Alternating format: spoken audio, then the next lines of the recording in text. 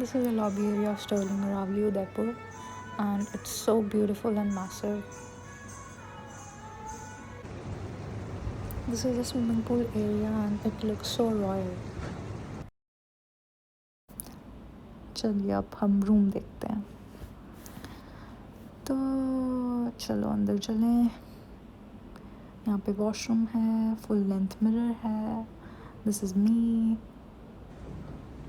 queen size bed, a chair and table, basic.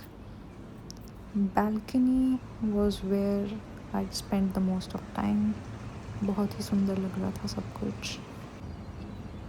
और ये है टेरेस का व्यू एंड मैं सुबह सुबह 6 बजे आई थी ताकि रश ना मिले एंड ग्लैड आई केम क्योंकि मैंने सनराइज़ देखा। It was so magical.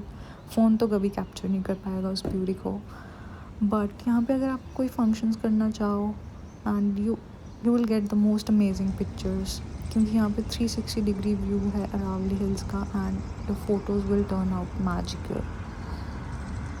Just look at the beauty. So हम सेकेंड फ्लोर पे रुके थे। There was a wide balcony over here and ये बैल्कनी सेकेंड और फोर्थ फ्लोर पे है and just look at the view. ये है लॉबी का night view, absolutely stunning stunning stunning. Thanks for watching the video, bye bye.